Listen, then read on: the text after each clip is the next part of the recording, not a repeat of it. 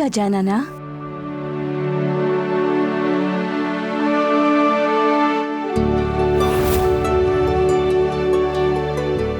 అప్పుడే ఎక్కడికి వెళ్ళాడు?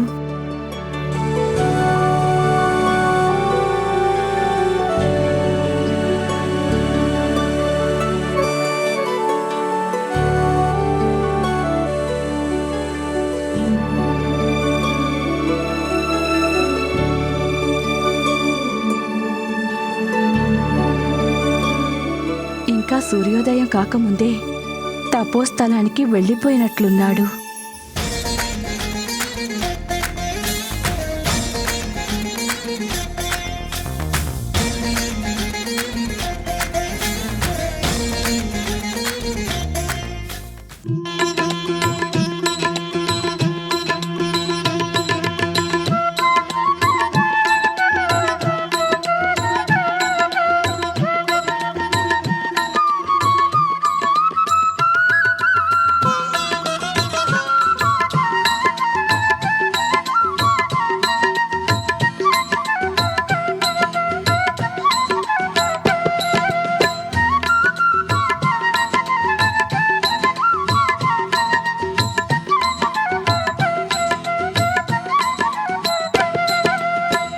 ఇప్పుడు నీ దృష్టి పూర్తిగా తపస్సులో లీనమైంది గజాననా.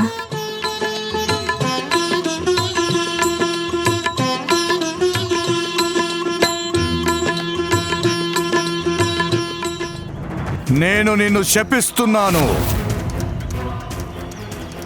ఏ శక్తులను చూసుకొని నువ్వు ఇంత మిడిసి పడుతున్నావో అత్యవసరమైన సమయంలో అక్కరకు రాకుండా పోతాయి.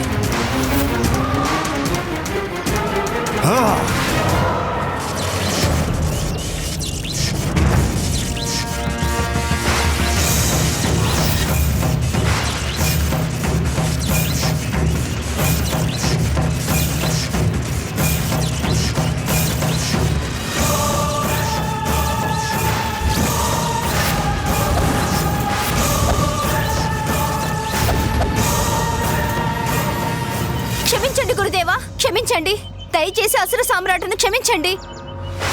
ప్రస్తుత కఠిన పరిస్థితుల్లో కేవలం తమరు మాత్రమే మాకు సహాయం చేయగలరు గురుదేవా. ఎంత పని జరిగింది. సమయం చేజారిపోక ముందుగానే క్షమాపణలు కోరుకోవాలి. అప్పుడు గాని వచ్చిన కార్యం నెరవేర్చుకోలేను.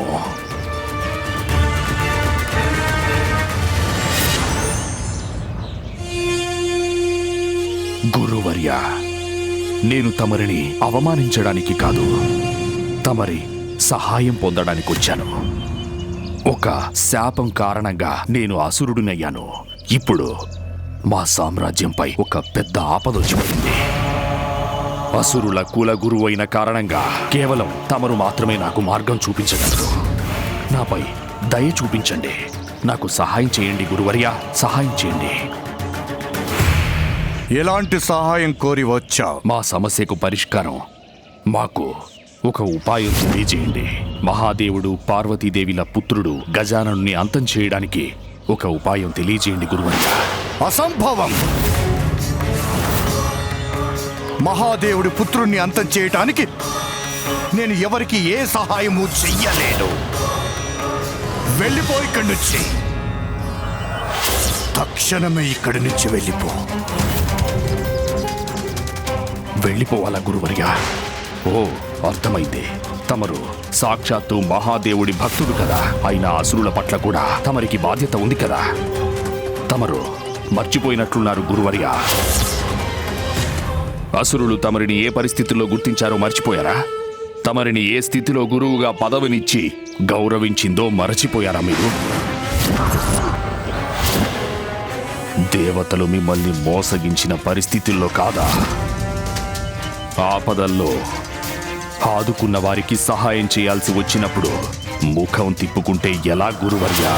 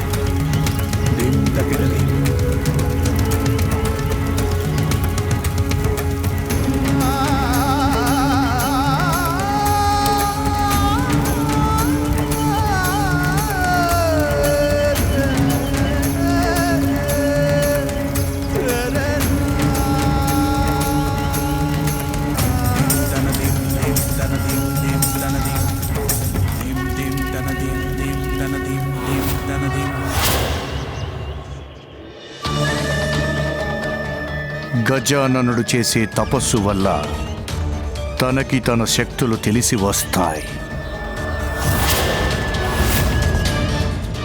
అవి గ్రహించిన పక్షంలో తనను ఎవ్వరూ కూడా అంతం చెయ్యలేరు. ఒకవేళ నువ్వు తనని అంతం చెయ్యాలనుకుంటే ఆ కార్యాన్ని తక్షణమే నెరవేర్చాల్సి ఉంటుంది. లేకపోతే మరింత శక్తివంతుడవుతాడు. ఏం చేసినా తన తపస్సు ముగిసేలోపే చెయ్యాలి. గురువర్యా, మేము ఎన్నో విధాలుగా ప్రయత్నించాము, కానీ ప్రతిసారి మాకు ఓటమే ఎదురైంది. ఎందుకంటే మీరు కైలాసంలో అంతం చేద్దామనుకుంటున్నారు. కైలాసంలో తననేమీ చెయ్యలేరు. మీరు గజాననుణ్ణి ఏమైనా చెయ్యాలనుకుంటే మీరు అతన్ని కైలాసం నుండి బయటకు తీసుకురావాలి. కైలాసా నుండి బయటికా గురువర్యా? ఎలా సాధ్యం? గజాననుడి సాధన సఫలమయ్యేలోపు స్వర్గం మీద దాడి చెయ్యాలి. వారిపై ఆధిపత్యాన్ని సాధించి అక్కడున్న అమృత పానం చెయ్యాలి. అప్పుడు నువ్వు అజేయుడివి అవుతావు. అప్పుడు నువ్వు గజాననుడి తపస్సుని భంగం చెయ్యగలవు. తనని అపహరించు, ఆ తర్వాత అంతం చెయ్యి. అమృత పానం చేస్తాను. సరైన ఉపాయం చెప్పారు గురువర్యా.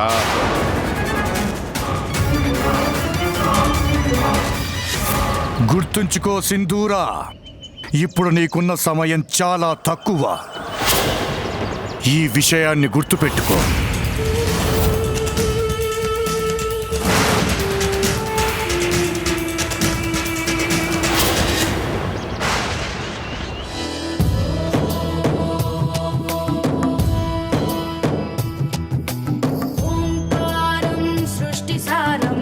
విధిలిఖితం మోక్షదక్షం సుభిక్షం గంగాంగం దివ్యలింగం గజముఖ వినుతం సాన్నపూర్ణ సమక్షం వేదార్థం వ్యాసపీఠం సురముని సహితం శాంతికాంతం సుఖాంతం విశ్వేశం చిత్ప్రకాశం శ్రితజన వరదం కాశీనాథం నమామి.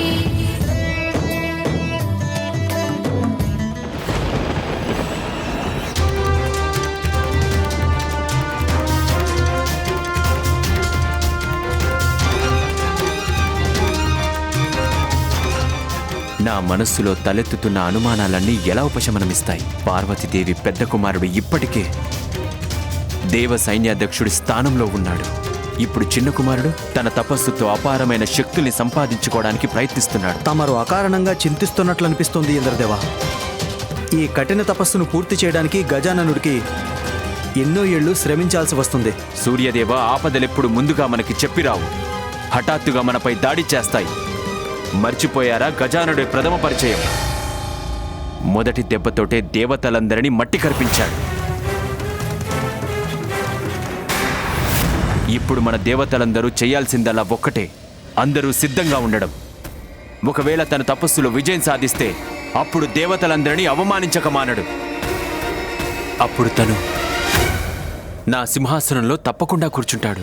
కూర్చుంటాను, నేనే కూర్చుంటాను. ఆ సింహాసనం మీద నేనే ఉంటాను. ఆ గజాననుడు కాదు, నేనే ఉంటాను.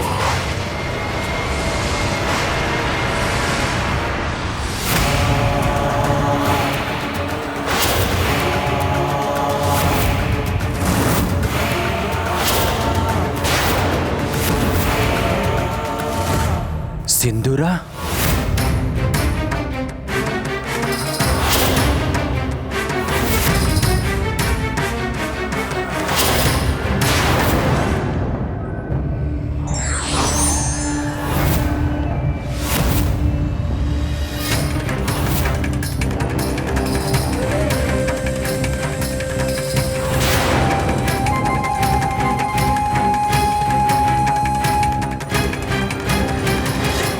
దుష్ట అసురా, మళ్ళీ ఇక్కడికి రావడానికి నీకు ఎంత ధైర్యం?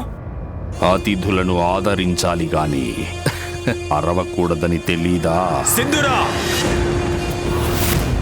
ఆహ్వానం లేకుండా వచ్చేవారిని అతిథని కాదు, శత్రువు అంటారు.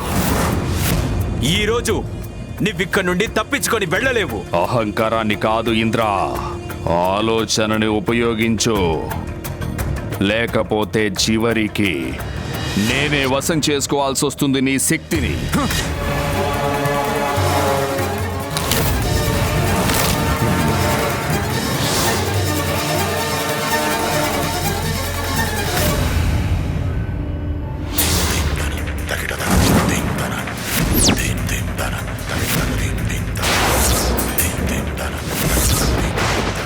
ఆయుధాల్ని వదిలిపెట్టండి, అది తక్షణమే. ఇప్పుడు మీరందరూ నా నియంత్రణలో ఉన్నారు. ఇదే నాకు కావాల్సింది.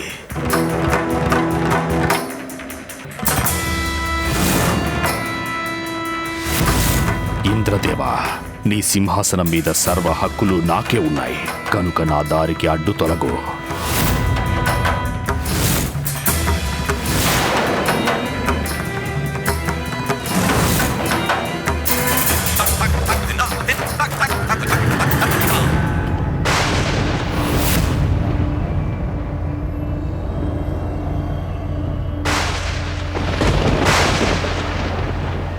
మొదటి లక్ష్యాన్ని సాధించుకున్నాను.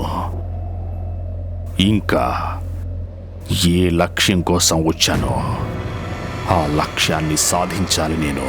అమృతం కావాలి నాకు.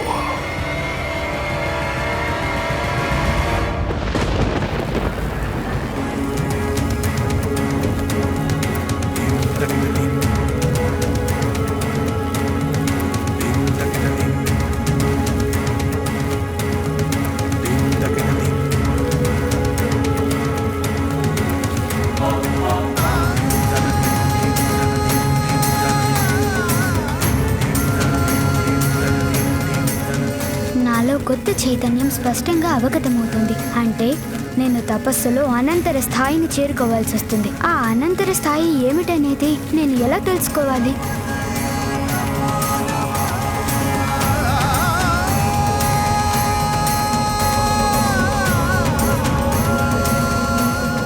గజానన, నేను నీకు మార్గదర్శనం చేస్తాను. నువ్వు ఈ తపస్సును పూర్తి చేయడానికి సరైన మార్గం చూపిస్తాను. సంతోషం. కానీ తమరెవరు? నన్ను గుర్తించలేదా గజానన? నేనే పరబ్రహ్మని, మహాగణపతిని. నీ తపస్సులో సఫలం కావడానికి గాను నేను నీకు సహాయం చేయగలను. నాకు అమృతం కావాలి. అందులో ఏమాత్రం ఆలస్యం జరగకూడదు. అమృత భాండానికి భద్రత చాలా ఎక్కువ. దాన్ని తీసుకురావడం అంత సులభం కాదు. కేవలం త్రిమూర్తుల అనుమతి ఉంటేనే భద్రతా గణాన్ని దాటుకొని అమృత భాండం దగ్గరకు వెళ్ళగలరు. 4 రక్షణ వలయాలున్నాయి. ఆ రక్షణ చక్రానికి మొదటి వలయంలో యక్ష గంధర్వులు, అలాగే దేవతలందరితో పాటు స్వయంగా దేవశిల్పి విశ్వకర్మే అమృతాన్ని రక్షిస్తూ ఉంటారు. 2వ వలయాన్ని రక్షించేది మహా దివ్యాగ్ని రేఖలు. అవి తగిలిన వారు మాడి మసైపోతారు. ప్రాణాంతకరమైన అగ్ని రేఖలవి. 3వ భద్రత వలయం ఎంత భయంకరంగా ఉంటుందంటే అది ఊహించుకోవడమే చాలా కష్టం. దానిలో గండ్రగొడ్డల్లాంటి యంత్రాలు నిరంతరం కదులుతూ ఉంటాయి. ఎంతటి వారినైనా ముక్కలు ముక్కలు చేయగలదు. 4వ వలయంలో 2 భారీ విషనాగులు ఎప్పుడు అమృత భాండాన్ని కావలి కాస్తూ ఉంటాయి. వాటి దృష్టి పడిందంటే చాలు, ఎలాంటి ప్రాణి అయినా భస్మమైపోవాల్సిందే. అంటే ఇంతవరకు ఎవ్వరూ త్రిమూర్తుల అనుమతి లేకుండా అమృత భాండాన్ని చేరుకోలేదా? కేవలం గరుడు మాత్రమే అందులో సఫలమయ్యాడు. ఆయన తన తల్లి వినతి కోసం అనారోగ్యం నుండి రక్షించడానికి అంత సాహసం చేశాడు. తల్లి పట్ల అతని ప్రేమను చూసి త్రిమూర్తులు ఎంతో సంతుష్టులయ్యారు. తన తల్లి సేవ కోసం అతడి ధైర్య సాహసాలు చూసి శ్రీహరి తన వాహనంగా చేసుకున్నాడు. ఆ గరుడే సాధించగలేనిది నేను సాధించలేకపోవడమా? అసంభవం. త్రిమూర్తుల అనుమతి లేకుండా విజయవంతంగా అమృతం దగ్గరకు తీసుకునేది నేనే. 2వ వాడినవుతాను. తక్షణమే అక్కడికి తీసుకువెళ్ళు నన్ను. తమ ఆజ్ఞ. అమృతపానం చేయడం చాలా అవసరం నాకు.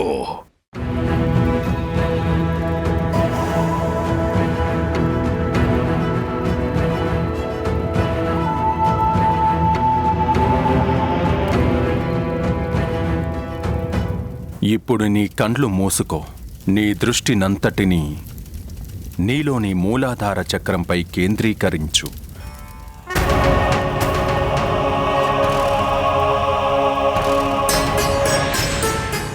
ఈ మూలాధార చక్రంలో నీలో నిద్రాణమై ఉన్న శక్తికి మూలం.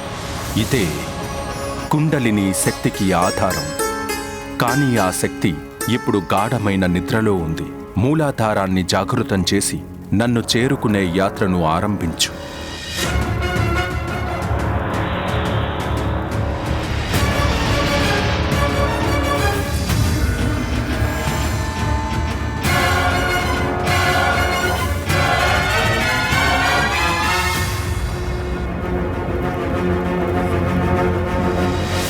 నీలోని కుండలిని శక్తి జాగృతమైంది. దాని అపారమైన తేజస్సు వలన నీలో అగ్ని రగులుతున్నట్లు అనిపిస్తుంది. అయినా నీ దృష్టి దాని మీదకు మళ్ళనివ్వద్దు గజానన. స్థిరత్వాన్ని కోల్పోకుండా చూసుకో.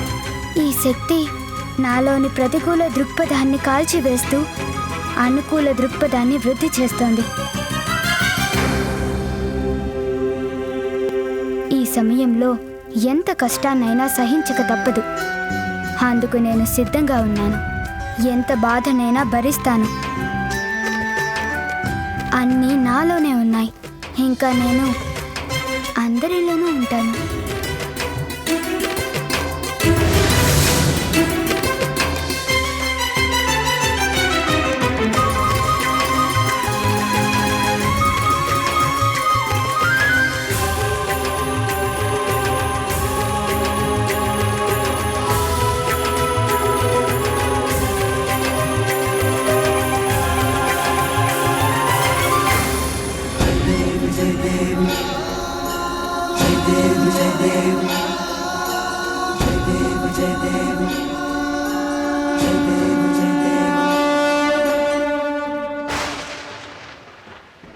గజాననుడి తపస్సు తీవ్ర గమనంతో ముందుకు సాగుతుంది. సింధూరుడు ఆలస్యం చేయకుండా చేరుకోవాలి, లేకపోతే ఆలస్యం అమృతం విషం.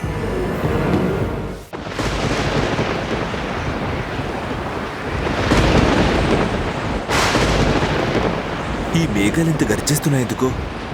ఏదైనా ప్రమాదం ముంచుకొచ్చిందా? మనం జాగ్రత్తగా ఉండడం మంచిది.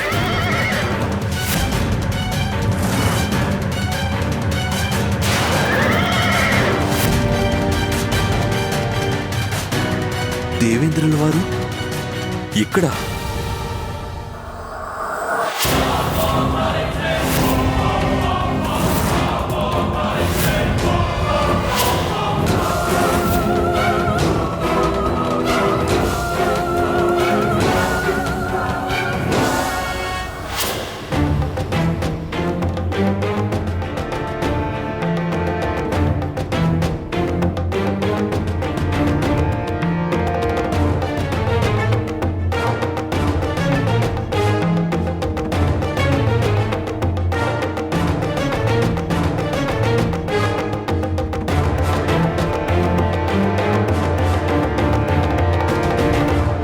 దేవరాజ్ ఇంద్ర, సూర్యదేవ, వాయుదేవ, అగ్నిదేవ, మీరంతా ఇక్కడికి రావడం ఆనందమే కాదు, ఆశ్చర్యం కూడా.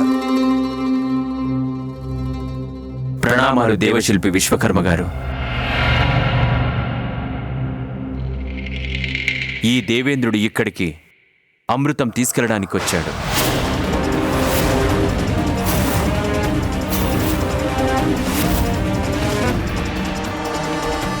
మమ్మల్ని లోపలికి వెళ్ళనివ్వండి. అమృతమా? ఇదేమిటి దేవేంద్ర, మీకు తెలియంది కాదు. త్రిమూర్తులు అనుమతి లేకుండా ఇది అసాధ్యం. నేను మిమ్మల్ని ముందుకు వెళ్ళనివ్వను. నేను అనుమతి కోరడం లేదు, ఆదేశిస్తున్నాను మిమ్మల్ని.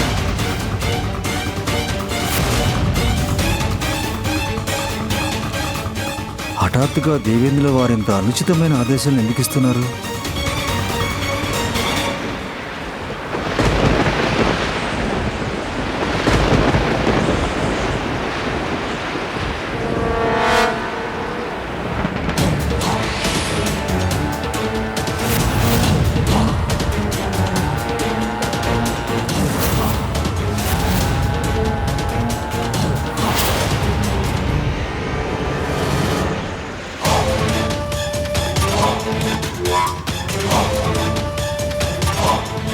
ఆశ్చర్యం!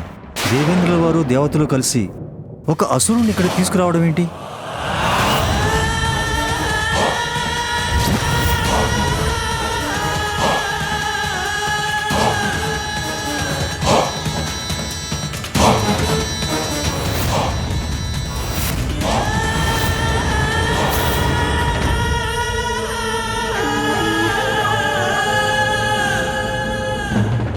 ఇప్పుడు నీ కండ్లు మూసుకో.